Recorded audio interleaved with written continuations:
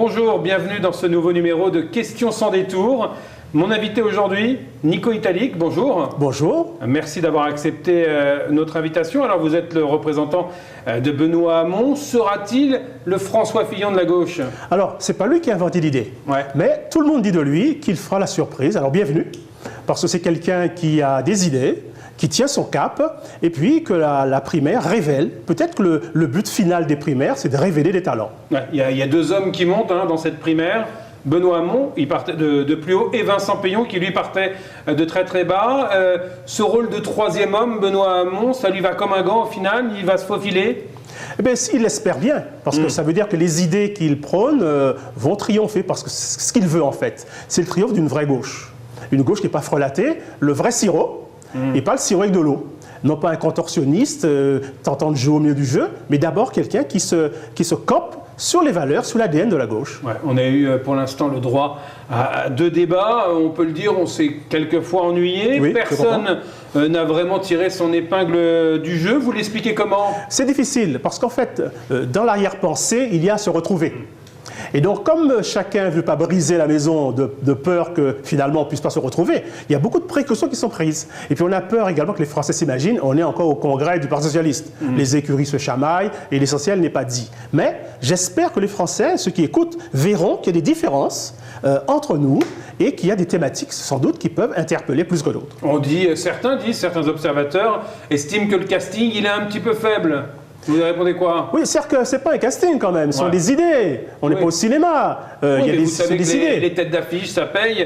Nicolas Sarkozy, François Fillon, Alain Juppé, ça parlait plus aujourd'hui que Benoît Hamon ou Arnaud Montebourg. C'est clair. Pour l'affiche hollywoodienne et le spectacle, il n'y a pas photo pour le moment. Mais il faut permettre aux gens de se révéler. Et je crois que les gens vont se révéler, dont Benoît Hamon, qui va se révéler, qui semble se révéler d'ailleurs, puisqu'il est en tête, me dit-on, des sondages apparemment. Bonne nouvelle. On verra ça, en tout cas, il le confirmera.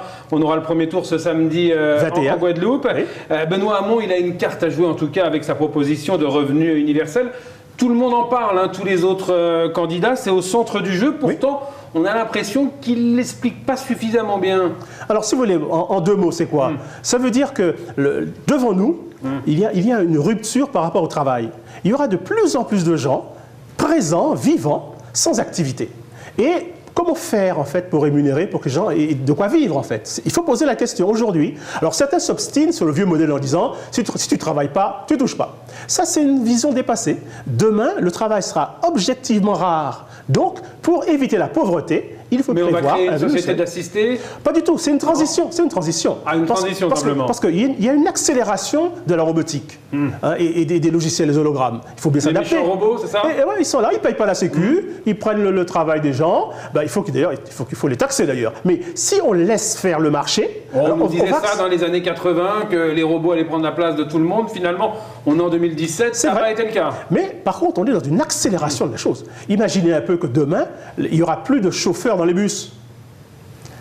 Que les camionneurs vont disparaître. C'est une action qui atteint non seulement l'économie, mais la vie des gens. C'est l'accélération de ça qui fait que la transition est difficile. Il faut gérer la transition, et le revenu universel, c'est une façon de gérer la transition, pour qu'il n'y ait pas plus de pauvres, ne pas laisser le marché faire la transition, mais le volontarisme politique. Ouais, c'est un peu une utopie, puisqu'on imagine le coût de ce revenu universel. Il a été chiffré, c'est combien? Tout à fait. Alors, si vous voulez, ce n'est pas plus de 15% du PIB.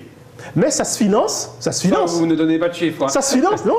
Ça se finance. Ça se finance comment alors? D'abord, constatez que 10% des gens possèdent 50% de la ressource. Il faut qu'ils payent un peu. Allez. Bon. Deuxièmement, nos fameux robots qui bouffent le travail, l'emploi. Les robots? Il faut les taxer.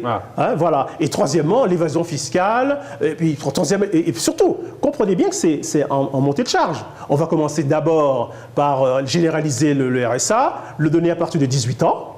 L'augmenter un tout petit peu, et progressivement, en consolidant des taxes, en consolidant ce qui existe, on va y arriver. Non, c'est finançable. La question, c'est politique. Quelle est la volonté politique ou non de faire cela? Alors certains disent, oh là là, quelle catastrophe, on va créer une société de paresse, on va bouffer l'argent. On disait la même chose pour le RMI, le RSA. On a dit la même chose pour la couverture mutuelle universelle. Mais ça, c'est du bavardage idéologique traditionnel, mais les faits vont imposer ce revenu parce qu'il faut découpler la rémunération de l'activité. On n'a pas le choix. Ouais. Pourquoi avoir choisi Benoît Hamon, pas un autre? Vous vous êtes assis, vous êtes dit, tiens, je vais soutenir Benoît Hamon. Alors, Mehdi Keita va soutenir Arnaud Montebourg, Victorin Lurel, Manuel Valls. Vous avez pris celui qui restait? C'est pas un jeu de cartes. Alors d'abord, premièrement, Hamon et moi, on se connaît depuis chez Rocard.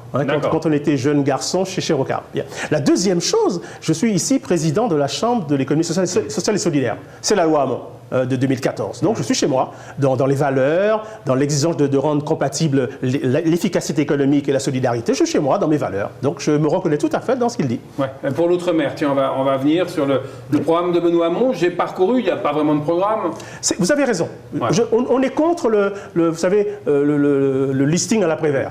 Ce qu'il faut, c'est quelles sont les valeurs. Je prends un exemple simple. Quand quelqu'un dit, comme Hamon, l'autre jour qu'il était à iTélévision, il a dit « Moi, je ne dîne pas avec Bolloré. Et je pense que face aux puissants, il ne faut pas que la main du dirigeant tremble dès lors que l'intérêt général est en jeu. » Ça m'intéresse. Mon ennemi, c'est la finance. Ça m'intéresse. Ça m'intéresse. Ce qu'avait dit François Hollande au Bourget également. Oui, on n'est pas obligé de ne pas tenir ses promesses. Ouais, c'est pas une obligation. On peut tenir aussi ses promesses. Il les a pas tenues, François Hollande, ses promesses? Toutes n'ont pas été réalisées. Il y a un problème, il y a une crise politique, c'est évident. Et puis surtout, il y a des choses non prévues qui ont été faites. Vous étiez derrière François Hollande en 2012? Tout à fait. Minoritaire. Quand vous l'avez quitté? Ah, c'est une bonne question. Alors moi, je l'ai quitté quand il a franchi le Rubicon sur la décharge de nationalité. Parce que là, il a touché à l'ADN de la gauche. Il l'a regretté d'ailleurs. Ah oui, voilà. Donc, il est revenu à de meilleurs sentiments. Parce qu'on ne peut pas tout faire en politique. On ne peut pas tout faire. Surtout quand on est de gauche, il y a des choses auxquelles il ne faut pas toucher. L'égalité des citoyens, l'égalité devant la loi. Non. Même si la tentation est forte par la pression du Front National, il faut résister. On est de gauche, on est progressiste. Revenons à notre Hamon. Oui. Aujourd'hui, il a confié les questions de l'outre-mer à un jeune, c'est ça? Un jeune martiniquais, d'origine martiniquaise? Tout à fait, Valentin. De 23 ans. Valentin Arbonnet. C'est qui? Valentin Arbonnet, qui est martiniquais d'origine, qui vit à Paris et qui est un garçon qui vit à Colombes, très proche du réseau associatif, un garçon intelligent et brillant. C'est bien de faire confiance aux jeunes, parce que quand on veut préparer l'avenir, il faut le faire avec les gens qui seront là demain. Et puis, si on a la prétention de ne pas préparer l'avenir avec le vieux logiciel, vaut mieux préparer avec des gens qui sont du temps. Ouais, les rapports de Benoît Hamon avec l'outre-mer et plus spécifiquement avec la Guadeloupe, il y en a? Alors, en dehors de vous, hein? Non. Tout le réseau associatif de l'économie sociale et solidaire est derrière Hamon. On le connaît depuis la loi. Et puis, si vous voulez, c'est quelqu'un qui dit que les meilleurs experts du territoire, c'est les gens qui y vivent, quand même. Hein? Et donc, ça, nous, on est d'accord avec lui. Et en fait, ce qui se passe, il faut connaître le jeu qui se joue et savoir quel jeu, nous-mêmes, en tant que Guadeloupéens, on peut jouer dans le jeu. C'est ça, la réalité. Et non pas des contraintes, ni des directives imposées par Paris, ni une liste de commissions. C'est dépassé. Ouais. C'est quoi? C'est par souci d'économie qu'on ne le voit pas, Benoît Hamon, en Guadeloupe, faire campagne? Alors, d'abord, comment dire, le Père Noël, c'est dépassé. Et puis de faire venir son marché en Guadeloupe, aller danser peut-être pour oh là là, ça y est, les pics contre Emmanuel Macron. C'est autre chose. On va y venir, Emmanuel Macron, vous l'imaginez bien.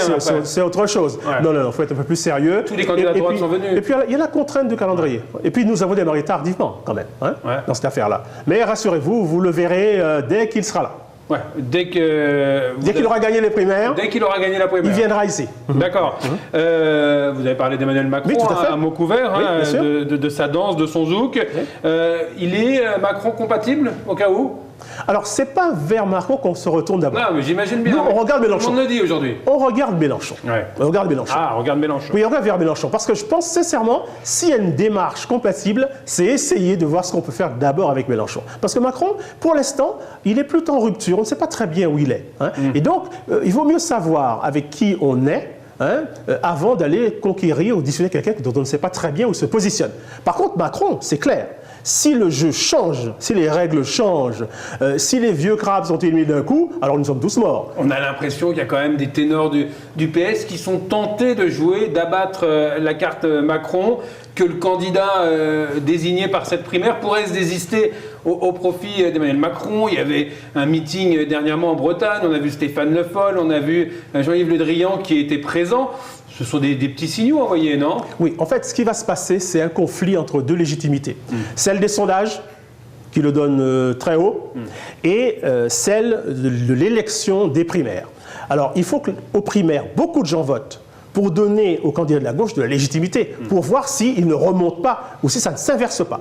Effectivement, si ça ne s'inverse pas, nous sommes dans le trouble absolu. Je vous le concède. Ouais. Vous en pensez quoi, à titre personnel, d'Emmanuel Macron? Vous diriez que c'est quelle sorte d'étoile? Une étoile filante? L'étoile du berger? Non, je ne dis pas de mal de lui. Juste comme Ségolène, je le respecte, je dis qu'il faut faire attention, parce que ça veut dire que nous sommes peut-être en phase d'une rupture stratégique de la vie politique. Et si nous sommes en phase d'une rupture, ceux qui sont de l'ancien paradigme ne peuvent pas comprendre ce qui se passe. Et ce risque qu'il y a pour nous. Mais pour l'instant, moi, je suis pour Benoît Hamon, pour changer la société, pour qu'il n'y ait plus de justice. Je ne suis pas pour le positionnement de Macron qui prétend qu'on peut tous se mettre ensemble, il n'y a plus de frontières, plus de lignes idéologiques, on attrape tout. Je ne suis pas encore dans cette logique-là. Par contre, face à Marine Le Pen, ça peut être une autre question. Parce qu'il y a deux problèmes. Il y a la question de la gauche, son candidat, face à Fillon, mais la question, il y a Marine Le Pen. Alors si on est prêt à se saborder pour Fillon, à la limite, contre Marine Le Pen, écoutez, de deux mots le moindre. Le 29 janvier, 20h, on connaîtra le nom de celui qui a été désigné et qui sera le candidat du Parti Socialiste. A priori, comment on réunit tout ce petit monde? C'est la capacité de négociation du vainqueur. Alors d'abord, il doit avoir une légitimité. Si on est 2, 3, 4, 5, 6, 7, 8 millions à voter pour lui, c'est différent que si on est 1 ou 2 millions, premièrement. Donc il faut que beaucoup de gens viennent voter pour donner de la force à sa légitimité. Ensuite, on se retourne d'abord vers notre gauche, vers Mélenchon d'abord. Et puis après, une fois qu'on a réglé cette question-là, on regarde Macron s'il le faut. Ouais.